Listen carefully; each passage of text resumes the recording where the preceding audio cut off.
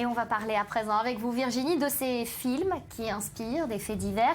Hier est sorti sur vos écrans le film Les Chevaliers Blancs, un film qui est inspiré de l'équipée de l'association L'Arche de Zoé. Oui, Nathalie, nous sommes en 2007 et les forces tchadiennes arrêtent une équipe d'humanitaires français qui voulait emmener 103 enfants vers l'Europe. Ils sont condamnés au Tchad à des travaux forcés.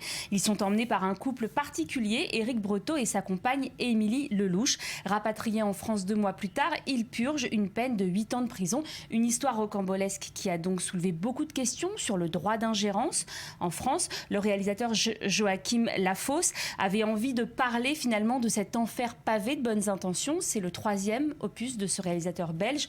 On regarde un extrait de la bande-annonce.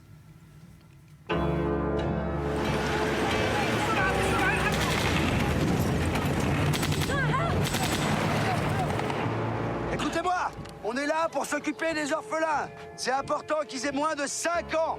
Non mais qu'il n'y ait pas de confusion, on n'achète pas des enfants. On est une ONG les gars, je vous rappelle. Hein. Il y a 300 parents qui ont payé 2200 €, parce qu'ils attendent dans 3 semaines à Bordeaux. Ça, ils ont toujours été hyper clairs avec les parents, ils savent très bien qu'il y a un risque. Tu vas la voir cette pièce, tu vas pas la voir. Eh oui, je vais la voir la pièce. C'est juste, t'es pas sur le tarmac d'Orly là. Moi j'ai pas le choix, j'ai un mois devant moi là. Et je fais quoi moi si je peux pas les ramener ces gamins? Hein? Je fais quoi? On arrête de se prendre la tête, on prend les 4x4, on va voir les chefs de village et on avance. Les Chevaliers Blancs, alors c'est pas la première fois que le cinéma s'inspire d'une réalité. Mais oui, la phrase le dit bien, la réalité dépasse très souvent la fiction. En 2011, Mathieu Kassovitz fait son grand retour à la réalisation avec un film inspiré d'une prise d'otage à Ouvéa en avril 88. Ça s'appelle L'Ordre et la morale. Regardez. Vous n'avez pas l'intention de tuer? On n'a pas affaire à des fous furieux, juste à des mecs qui sont mis dans la merde. Et les Kanaks, qu'est-ce qu'ils demandent? Leur indépendance. Le gouvernement n'a pas l'intention de se laisser commander par une bande de forcenés. Mais tu vas parler! Enculé! On fait pas ça nous! On tombe pas dans le piège! Je vois personne essayer de trouver des solutions pacifiques. À toi de trouver des solutions sur le terrain, mon vieux. Tu peux compter que sur toi-même. Ne laisse pas tomber. Voilà un sujet très fort, très lourd et pas très payant puisque 150 000 personnes ont été voir le film dans les salles.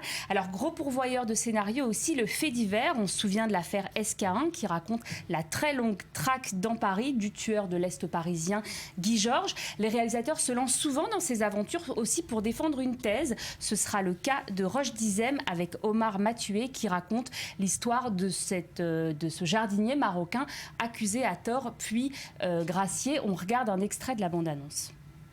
Besoin d'éléments nouveaux pour monter un dossier de demande en révision. Une victime cultivée et en pleine agonie utilise ses dernières forces à faire une invraisemblable faute d'orthographe. Qu'est-ce qui lui prend? Il est passé du Figaro littéraire à l'humanité. 9 orifices de 2 cm, plus les 3 coups de chevron sur le crâne. Vous donneriez votre main à couper comme arrêt innocent? Tout de suite.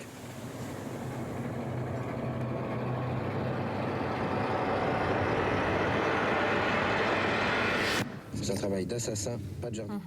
Voilà, et donc le réalisateur est aussi là pour raconter donc une histoire, mais aussi une histoire qu'on a oubliée. C'est ça qui est très intéressant. C'est comme dans La French, on raconte une époque, un milieu. Jean Dujardin et Gilles Lelouch incarnent les 2 personnages phares de cette époque qu'on a oubliée, avec le juge Michel et Gaëtan Zampa. C'est la French Connection. C'était en 2014. Ah oui, de bons souvenirs. Merci beaucoup, Virginie. Alors